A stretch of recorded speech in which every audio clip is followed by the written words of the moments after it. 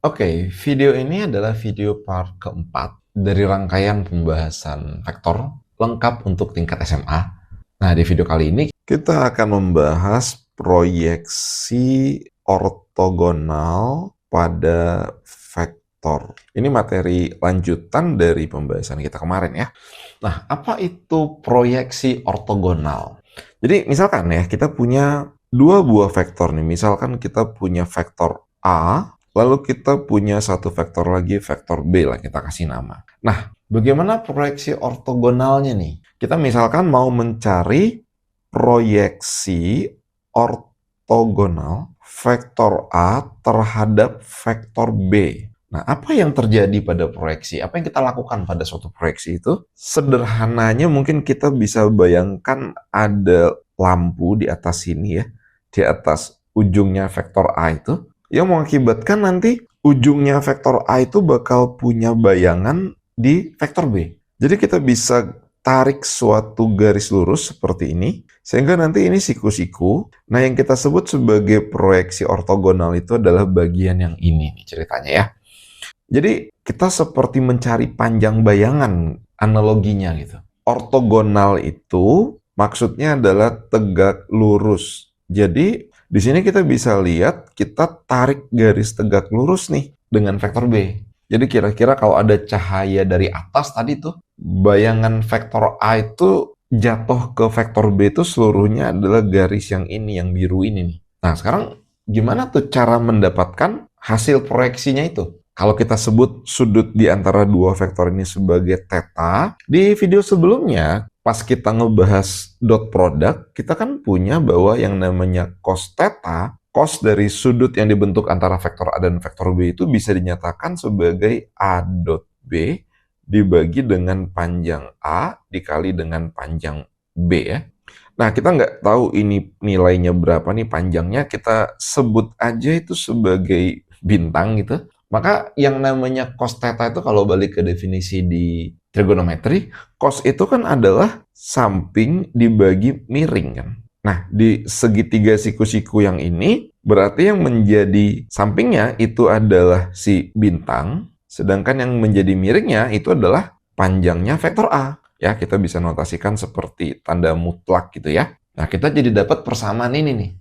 Dari sini kita bisa sederhanakan, sama-sama dicoret aja panjang A-nya, maka kita bisa nyatakan bahwa si bintang itu adalah A dot B dibagi dengan panjang B aja jadinya ya. Nah, inilah yang kita sebut sebagai panjang proyeksi ortogonal vektor A terhadap vektor B. Biasanya dinotasikannya itu ya secara formal adalah proch A, lalu B-nya di bawah begini. Kalau kita bicara panjang, itu dikasih seperti tanda mutlak tapi double kayak tadi tuh. Nah, ini tadi adalah ini nih.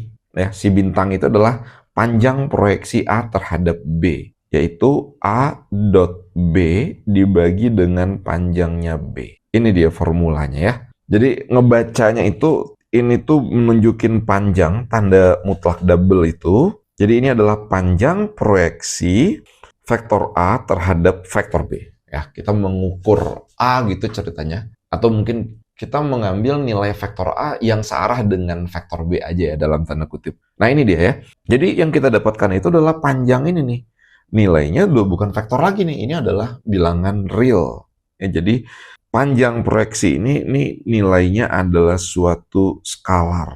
Skalar itu seperti yang sudah pernah kita bahas, itu maksudnya adalah bilangan real ya, suatu konstanta. Nah, kalau misalkan hasil proyeksi ini mau kita jadikan vektor yang searah dengan vektor B, maka tinggal kita kalikan dengan vektor arahnya vektor B. Di video pertama, kita pernah bahas ya, kalau masih ingat, bahwa suatu vektor itu dapat dinyatakan sebagai panjangnya dikali dengan arahnya. V cap itu adalah arahnya. Nah, berarti V cap itu bisa dinyatakan sebagai vektor V dibagi dengan panjangnya vektor V ya. Sehingga arah dari vektor B, vektor arahnya itu bisa kita nyatakan sebagai B cap notasinya itu adalah vektor B dibagi dengan panjangnya vektor B. Oke.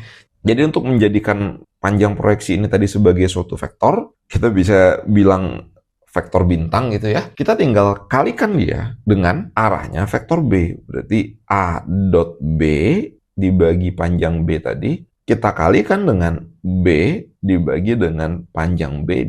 Nah, kita jadi dapat ya vektor proyeksi ortogonal vektor A itu terhadap vektor B, itu ya ini di hasilnya. Kita bisa notasikan sebagai kayak tadi ya, proyeksi, proch A, B.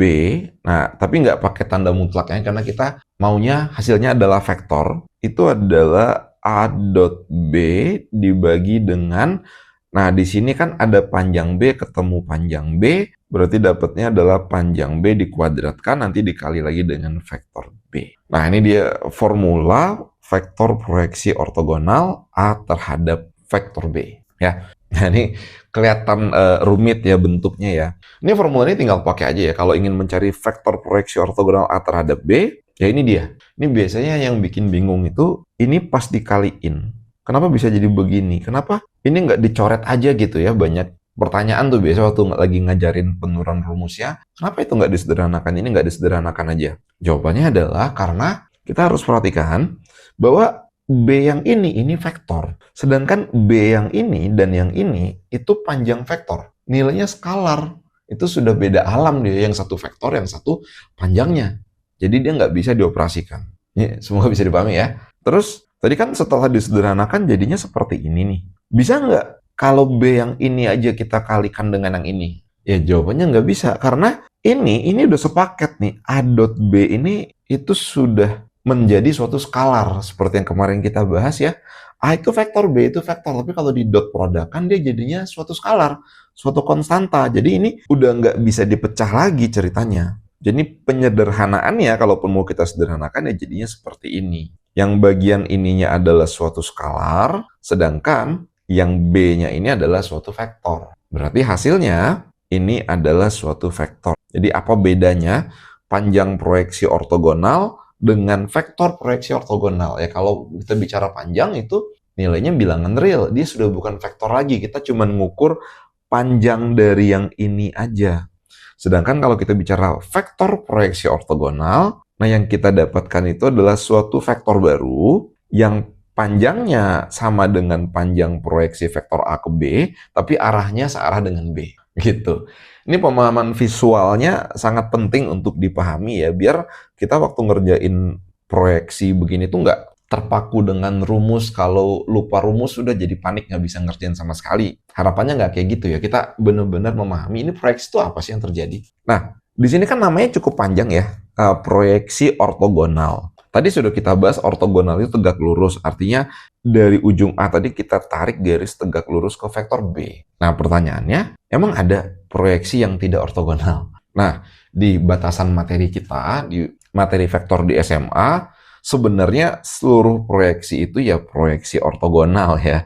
Jadi nggak ditulis ortogonalnya pun sebenarnya dia maksudnya sama, proyeksi ortogonal. Ya, jadi nanti kalau misalkan ketemu soal panjang proyeksinya berapa, nggak usah bingung ini proyeksi apa ya, pasti proyeksi ortogonal. Karena cuma itu yang kita bahas. Oke? Nah, tadi kita sudah bahas ya apa definisi dasarnya, dari mana datang rumusnya. Ini buat teman-teman yang nggak mau ribet, pusing dengan rumusnya tadi datang dari mana, ya sudahlah, ini tuh silahkan diapalin aja langsung ya. Panjang proyeksi dan vektor proyeksinya. Cara mendapatkannya seperti ini. Nah, sekarang coba kita tinjau kasus khusus nih. Misalnya, ada dua buah vektor yang saling tegak lurus. Di video sebelumnya, kita bisa tahu dua buah vektor itu tegak lurus dari mana? Yaitu melihat dot produknya ya. Kalau A dot B itu sama dengan 0, maka pasti dua buah vektor yang kita miliki itu tegak lurus. Nah, sekarang bagaimana dengan hubungan proyeksinya? Kalau kita punya dua buah vektor A dan B itu tegak lurus, bagaimana dengan proyeksi A terhadap B-nya? Apa yang terjadi kira-kira? Secara visual kita bisa bayangkan seperti apa? Kita bisa ilustrasikan kayak gini kan ya. Jadi misalkan kita punya dua buah vektor yang saling tegak lurus, membentuk sudut 90 derajat. Ini adalah vektor A dan ini adalah vektor B misalnya. Dan kalau kita tarik garis tegak lurus dari ujungnya vektor A, maka nanti jatuhnya di vektor B itu ya berarti di titik pangkalnya vektor A kan. Sehingga bayangannya vektor A yang jatuh ke B yang mana? Ya dia bakal jadi satu titik aja gitu ya. Bisa dipahami nggak ini ya? Kalau tadi kan saat kita punya vektor A, ujungnya kita jatuhin ke vektor B, maka nanti bayangannya vektor A itu jadinya adalah yang ini. Nah, kalau dua buah vektornya saling tegak lurus, maka bayangannya hanya ada di satu titik. Ya kita bisa katakan vektor yang wujudnya hanya titik seperti itu ya vektor 0. Ya, cukup masuk akal ya? Itu kalau kita bayangkan secara visual tuh. Kita akan dapat kesimpulan hubungannya seperti itu. Kalau dua buah vektor yang tegak lurus, kita hitung proyeksinya. Kalau kita tinjau secara lebih aljabar pun ya, kita gunakan formulanya, kan proyeksi A ke B itu dirumuskan dengan ini, yaitu A dot B dibagi dengan panjang B dikuadratkan dikali vektor B. Nah, masalahnya kan A dot B-nya 0 ya, kalau dua buah vektor tegak lurus. Nah, maka ini hasilnya sudah pasti jadinya 0 ya.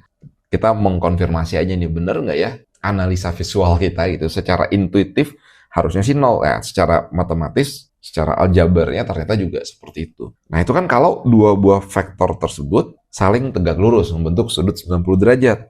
Nah bagaimana kalau dua buah vektor itu saling sejajar dia? Nah ini kayaknya kemarin kita lupa bahas ya.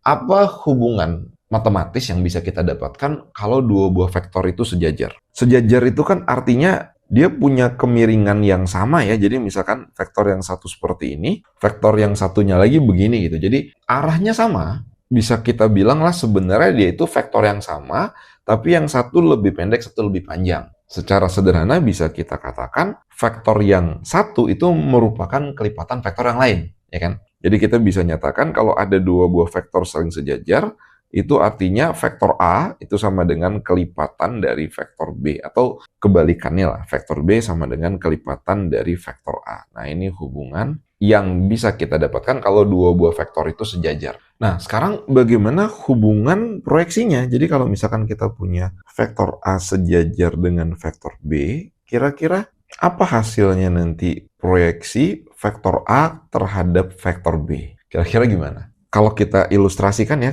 ke gambar kita tadi nih, bayangkan sekarang vektor A-nya sejajar vektor B.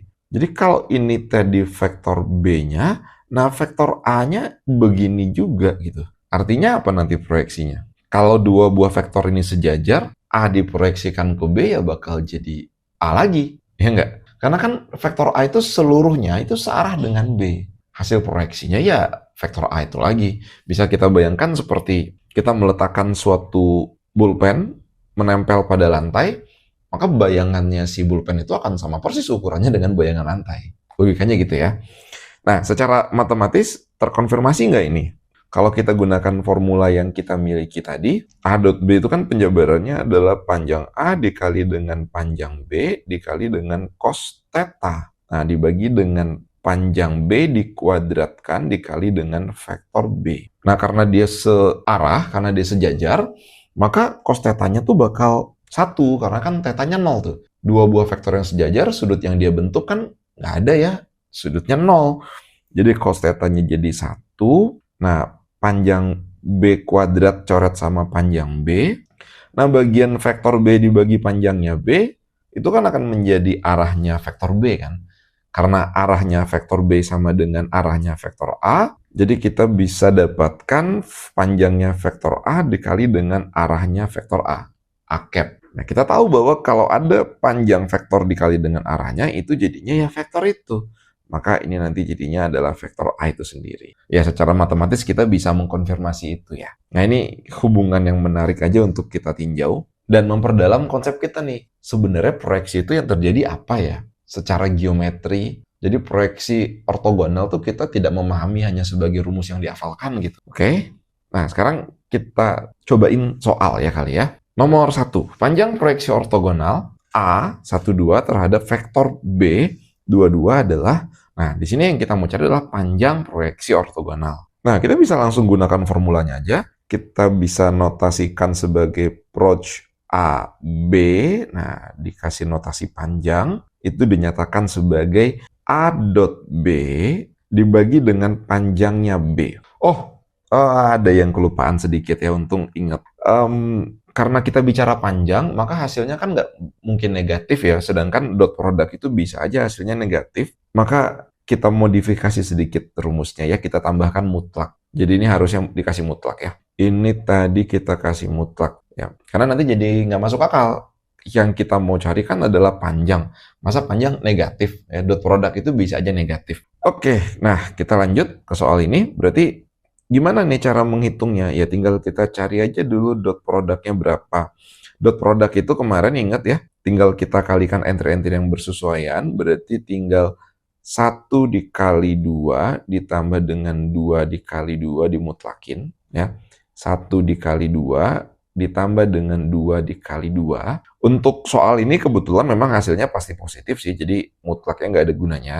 Tapi kita harus pastikan dia positif ya, sehingga kita harus tambahkan mutlak. Nah, dibagi dengan panjangnya. Nah, panjang vektor itu kan dirumuskan sebagai tinggal dikuadratkan komponen-komponennya, lalu diakarkan. Ini kalau kita hitung, kita akan dapat, berarti yang di atas itu kan 2 tambah 4 itu 6, dibagi dengan 4 tambah 4 itu 8, berarti akar 8. Akar 8 itu adalah 2 akar 2, ya jadi ini bisa dituliskan sebagai 3 per akar 2. Udah, seperti ini aja jawabannya juga udah oke. Oke? Nah, nomor 2-nya mungkin kita modifikasi aja soal yang sama, tapi kita ganti yang ditanya. Kalau tadi yang ditanya adalah panjangnya, nilai skalarnya, kalau sekarang kita ganti dengan vektor proyeksi. Jadi yang kita mau cari ini vektor hasilnya ya. Nah, tadi kan kita sudah punya juga tuh formulanya. Kita tinggal substitusikan langsung aja. Proyeksi antara vektor A terhadap vektor B itu adalah A dot B dibagi dengan panjang B dikuadratkan, tapi nanti dikali lagi dengan vektor B. Nah, A dot B-nya mirip dengan perhitungan di atas tadi ya. Hasilnya ujung-ujungnya adalah 6. Dibagi panjang B-nya tadi adalah akar 8, tapi karena dikuadratkan nanti akarnya bakal hilang, dikali dengan vektor B. Vektor B itu berarti adalah 22. Oke? Nah, tadi kan ini kalau kita sederhanakan, kita ujung-ujungnya dapat ini ya, 3 per akar 2, jadi kita bisa dapatkan hasil 3 per akar 2 dikali dengan 22. Nah, udah, begini aja selesai. Atau kalau mau dirapiin lagi, kita kalikan ke dalam 3 per akar 2-nya, kita nanti akan dapatkan sebagai 6 per akar 2, 6 per akar 2. Jadi hasilnya itu nanti adalah suatu vektor. Vektor yang arahnya sama dengan arah B, tapi ukurannya, nilainya itu adalah vektor A yang searah dengan vektor B. Nah, kurang lebih seperti itu. Nah, biasanya nih yang banyak bingung tuh kapan ya kita membedakan kita pakai rumus yang panjang proyeksi atau vektor proyeksi. Ya sebenarnya kata kuncinya di pertanyaannya. Yang dia mau cari itu adalah panjangnya atau vektornya. Ya sebenarnya cukup jelas dari pertanyaan. Kalau ditanyanya vektor ya berarti vektor yang kita gunakan. Kalau panjang ya panjang. Panjang ini kadang dituliskan juga sebagai nilai skalar. Jadi misalkan ada pertanyaan, nilai skalar vektor proyeksi ortogonal. Nah, kalau udah ngomongin skalar, panjang, nah itu berarti maksudnya adalah panjangnya ya. Semoga ini bisa dipahami. Nah, sebagai pelengkap, kita kan sudah banyak bicara terkait vektor ya, dari apa itu vektor, gimana ngebangunnya, bagaimana mengoperasikan dua buah vektor, operasi-operasi dasar ya, tambah, kurang, kali, skalar. Lalu kemarin kita bahas dot product, sekarang proyeksi vektor. Semua yang kita bicarakan kemarin itu kita bermainnya di ruang 2 dimensi. Komponennya itu ya X, Y, atau IJ kemarin yang kita bahas ya. Nah, vektor itu juga bisa kita bangun di ruang 3 dimensi. Atau biasanya secara matematis kita menyebutnya vektor di R3. Vektor di R3 itu maksudnya adalah vektor yang kita tinjau di 3 dimensi. Nah, ini kita kemarin belum bahas sama sekali nih. Sebenarnya sih sama persis ya pendekatannya, nggak ada yang beda. Hanya saja memang vektornya itu menjadi ada 3 entry. Jadi kalau secara geometris, misalkan kita punya diagram Cartesius XY, lalu di sini ada titik 0,0, kita bisa bikin titik di sini, misalkan titik A adalah 4,2, nanti kita bisa bikin vektor OA ya, vektor posisi OA. Itu kalau di 2 dimensi. Nah, kalau di 3 dimensi ya kita bicaranya di ruang 3 dimensi. Jadi kita tambahkan satu sumbu lagi, sumbu Z. Nah, secara interpretasi geometri ini sudah lebih rumit ya, karena media komunikasi kita kan biasanya 2 dimensi. Ini tab tempat menulis ini kan dia 2 dimensi ya. Kertas tempat teman-teman belajar itu kan 2 dimensi. Jadi secara geometri mungkin agak butuh visualisasi di otak ya, butuh imajinasi. Tapi seluruh hubungannya sebenarnya sama. Jadi nanti ini titiknya adalah titik 0, 0, 0. Nah, kalau kita misalkan punya titik di 3 dimensi, bayangkan ada titik di sini misalkan ya. Nah, di sini tuh koordinatnya berapa? Mungkin kita bisa tinjaunya seperti ini, kira-kira aja. Jadi misalkan kalau di sini itu 4, lalu di sini itu misalkan 3, dan di sini 2, ya kita bisa bilang bahwa koordinat titik ini, kita sebut titik A misalnya, itu adalah 4, 3, 2. Gitu. Nah, maka nanti vektor yang dibentuk tuh begini nanti bentuknya ya. Ditariknya dari titik OA, vektor posisi OA itu adalah 4, 3, 2. Jadi kalau kita bicara vektor di R3 atau di 3 dimensi, nanti komponennya itu pasti bakal ada 3. Jadi kalau misalkan kita punya vektor A di 3 dimensi, maka entry-entry-nya bakal ada 3. Kita bisa tuliskan A1, A2, A3 kayak gini. Atau kalau mau dinotasikan yang lebih formal, kita biasanya menuliskan sebagai A1I plus A2J. Nah, kalau di 3 dimensi tambahkan satu lagi, itu vektor arahnya adalah K, K cap. Udah, begini aja. Seluruh perhitungannya nanti menyesuaikan aja. Kalau misalkan kita mau mencari panjang vektor A, nah itu bisa kita nyatakan sebagai A1 kuadrat ditambah A2 kuadrat, ditambahkan lagi dengan A3 kuadrat, karena sekarang dia ada 3 entry ya. Ini untuk panjangnya. Panjang vektor A. Terus dot produknya. Nah, dot produknya sebenarnya masih sama. Kalau kita misalkan punya satu vektor lagi, yaitu vektor B, yang entry-entry-nya adalah B1, B2, dan B3, maka kita bisa dapatkan bahwa A dot B itu sama dengan A1B1 ditambah dengan A2B2 ditambah dengan A3B3.